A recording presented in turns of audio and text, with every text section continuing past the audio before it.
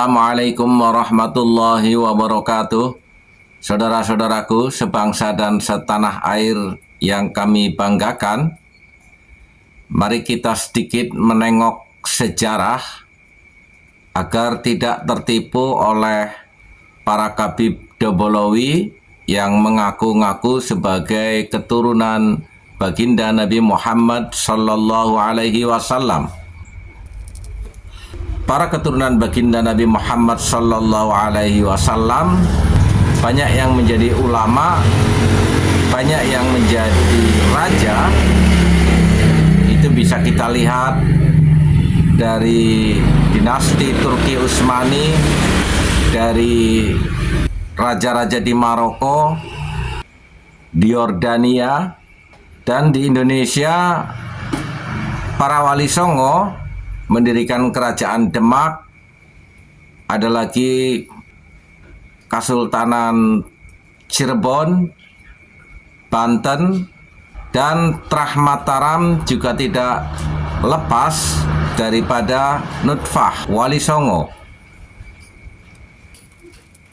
Sementara para Khabib Dobolowi, kita lihat sejarahnya.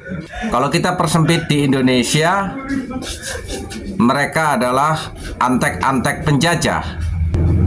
Kudeta di Kesultanan Banten itu juga dilakukan oleh seorang Khabibah yang berkolaborasi dengan penjajah Belanda. Di Mataram, Khabib Alwi bin Said Al-Idrus menjadi antek Inggris sehingga bisa diangkat menjadi bupati pertama di Magelang yang sebenarnya pada waktu itu masuk wilayah Kadipaten Kedu. Lalu diberi gelar dengan Raden Tumenggung Danuningrat I. Dan ketika Inggris menyerahkan kekuasaannya kepada Belanda, Danuningrat I menjadi antek Belanda memerangi pasukan Pangeran Diponegoro, yang pada akhirnya Danuningrat I terbunuh oleh seorang kiai yang bernama Usman Alibasa. Pasca Belanda kalah perang dengan pasukan Pangeran Diponegoro, merubah strategi dengan mengangkat patron baru yang diframing seolah-olah sebagai keturunan Nabi Muhammad Sallallahu Alaihi Wasallam dan seolah-olah seorang ulama.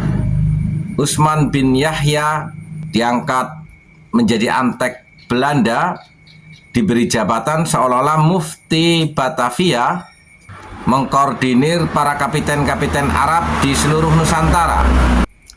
Saudara-saudaraku yang kami banggakan, tentu secara etika dan moralitas antara keturunan baginda Nabi Muhammad Sallallahu Alaihi Wasallam jauh berbeda dengan para Khabib Dobolowi.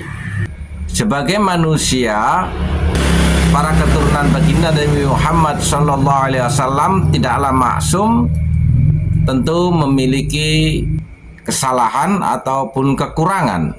Tetapi tidaklah mungkin perilaku mereka akan mencoreng kemuliaan leluhurnya, kemuliaan Nabi Muhammad Sallallahu Alaihi Wasallam yang mengajarkan kita tentang egalitarianisme serta kualitas seseorang ditakar atas ketakwaan dan ilmu pengetahuannya.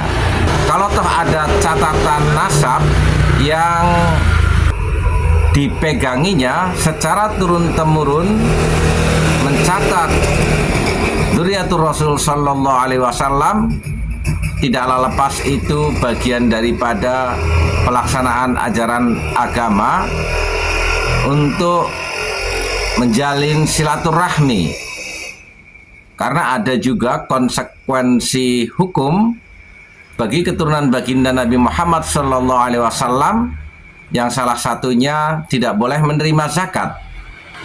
Jadi catatan nasab baik yang ada secara internal maupun yang tertulis dalam sejarah tidaklah dideklir untuk sebuah kebanggaan ataupun untuk menindas orang lain.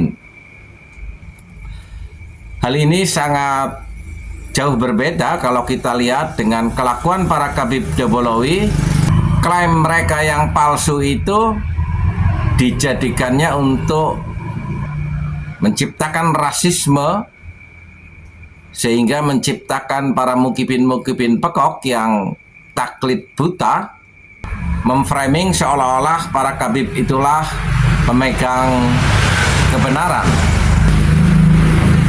yang sebenarnya mereka mengajarkan khurafat, kesesatan berpikir, kesesatan budaya yang sama sekali tidak diajarkan oleh baginda Nabi Muhammad SAW.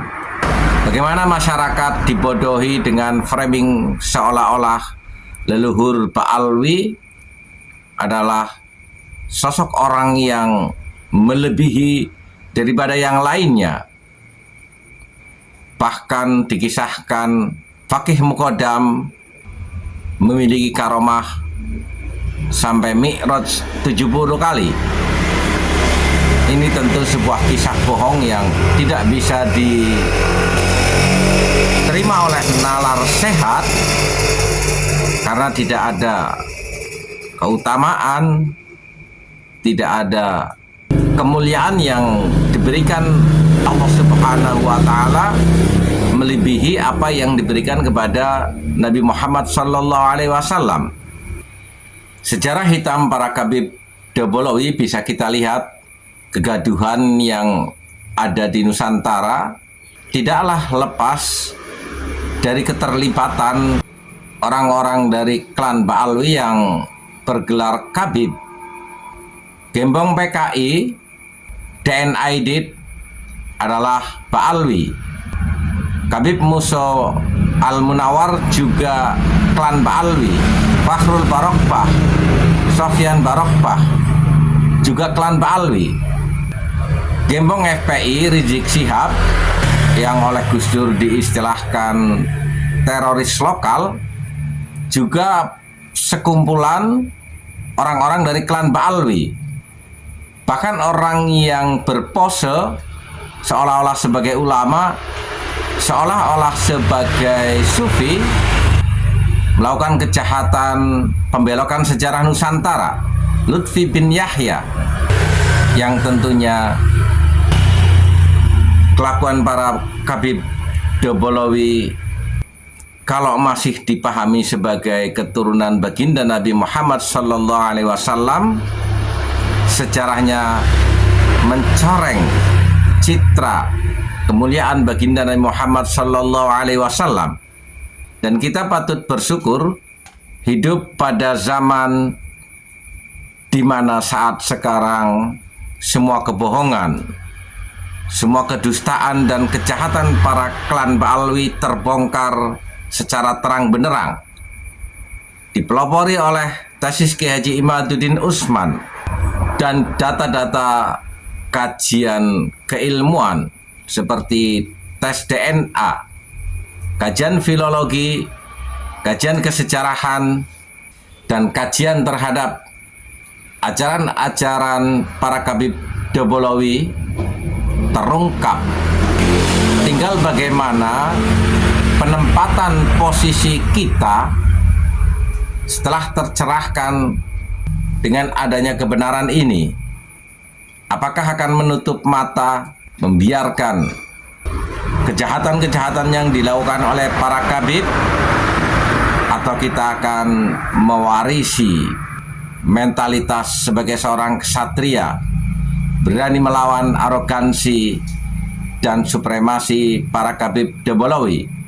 Bersiaplah. Walafu minkum. Wassalamualaikum warahmatullahi wabarakatuh.